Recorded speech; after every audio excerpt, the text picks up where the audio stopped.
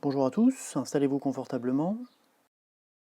On va s'intéresser aujourd'hui au deuxième exercice de théorie des mécanismes qui porte sur une pompe à piston axiaux. Donc c'est une pompe tout à fait similaire à celle qui est installée par exemple sur le pilote automatique de voilier que nous avons en salle de TP. On présente sur cette vue-là le dessin d'ensemble de cette pompe. Alors ça n'est pas exactement le même modèle que celui que nous avons au labo, mais le fonctionnement est tout à fait similaire. On voit ici par l'intermédiaire de cette flèche l'orifice d'admission du fluide. Le fluide va pouvoir passer ici à l'intérieur de cette pièce numéro 4 via le perçage qui est situé ici dans le piston numéro 6 pour aller à l'intérieur de la chambre du piston.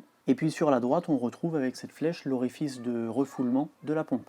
L'objectif de cet exercice, ça va être d'étudier la liaison équivalente à une association de liaisons en série. Et puisqu'on travaille ici sur des liaisons en série, eh bien, les deux approches que l'on peut utiliser, c'est l'approche cinématique dans laquelle on va dire que le torseur cinématique de la liaison équivalente est égal à la somme des torseurs cinématiques des liaisons intermédiaires. Ou bien on va pouvoir utiliser l'approche statique en disant que le torseur statique de la liaison équivalente est égal à l'ensemble des torseurs statiques des liaisons intermédiaires.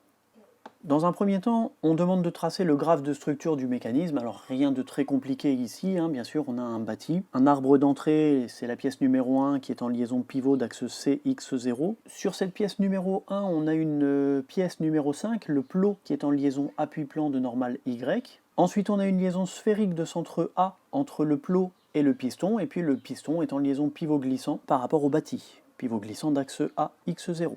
Pour tracer le schéma cinématique du mécanisme, eh bien, il faut dans un premier temps repérer correctement les liaisons. Donc on a une première liaison au point C d'axe x0, y0, donc on va retrouver ici le point C et les deux axes x0, y0. Et puis on a une deuxième liaison au point B d'axe y, de normale y précisément, c'est la liaison appui-plan, donc on va repérer la position du point B, les axes x et y, et puis le point A qui est situé sur la droite BY. Ensuite, sur chacun des points caractéristiques de ces liaisons, on va tracer le dessin des liaisons. Donc autour du point C, on va dessiner ici la liaison pivot d'axe CX0. Au niveau du point B de normale Y, on va tracer la liaison appui-plan entre la classe d'équivalence jaune et la classe d'équivalence rouge. Au niveau du point A, on va tracer la liaison sphérique entre la classe d'équivalence rouge et la classe d'équivalence bleue. Et puis au niveau du point C, la liaison pivot glissant entre la classe d'équivalent bleu et la classe d'équivalence cyan. Et puis pour compléter le schéma cinématique, il suffit de relier entre eux tous les solides de même couleur. Voilà donc le schéma cinématique que l'on peut proposer ici pour cette pompe à pistons axiaux. Ici, dans la modélisation qu'on en fait, on considère un seul des 5 pistons qui sont normalement présents. Et puis ensuite, on va s'intéresser à la liaison entre 6 et 1. Donc pour l'instant, la liaison entre 6 et 1 est faite par l'intermédiaire de la pièce numéro 5 et de deux liaisons, une liaison appui-plan de normale Y et une liaison sphérique de centre A. Et on va essayer de voir quelle est la liaison équivalente à ces deux liaisons en série. Alors pour ce qui concerne la liaison appui-plan de normale Y, on peut tracer son torseur cinématique. C'est une liaison appui-plan de normale BY. Donc au point B, on peut écrire le torseur cinématique avec une composante de résultante Q51 autour de Y et deux composantes de moment U51 suivant X et W51 suivant Z. Mais cette forme de torseur cinématique pour une liaison appui-plan est valable en tout point de la normale BY. Donc notamment, c'est valable également au point A.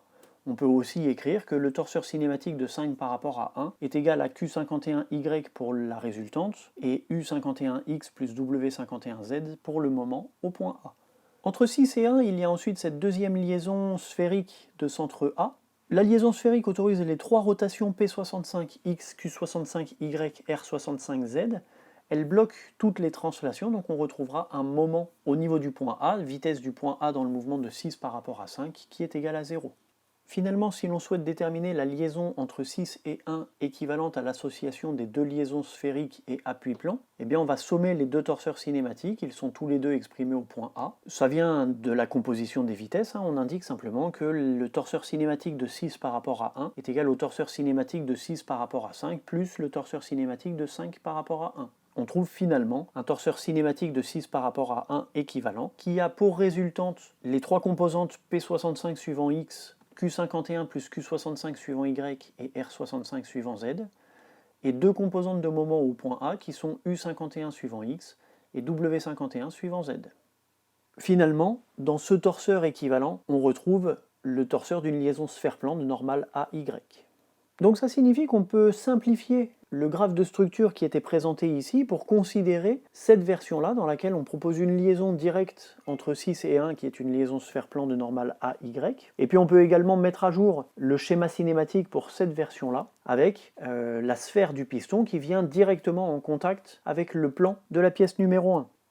La question qui se pose est donc de savoir pourquoi le concepteur de cette pompe a choisi de mettre en place cette pièce numéro 5 intermédiaire, puisqu'on voit ici sur ce schéma cinématique qu'on pourrait tout à fait supprimer simplement la pièce numéro 5, mettre en contact le piston contre l'arbre d'entrée directement, sans modifier le fonctionnement de la pompe.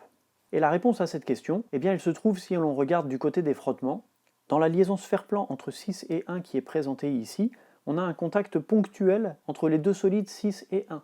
Et donc sur ce contact ponctuel, compte tenu des efforts de pression qui vont pouvoir être exercés par le fluide sur le piston par exemple, on va retrouver au niveau du point de contact entre le solide 6 et le solide 1 des pressions qui vont devenir très élevées puisque la surface de contact est toute petite. Et si la pression de contact devient très élevée, eh bien l'usure pourra elle également être très élevée. Donc l'intérêt ici de la pièce numéro 5 dans cette conception, c'est de permettre un contact surfacique entre 6 et 5 et un contact surfacique entre 5 et 4, de sorte que la pression va être répartie sur une beaucoup plus grande surface avec cette solution qui fait appel à la pièce numéro 5, plutôt qu'avec la solution du contact direct.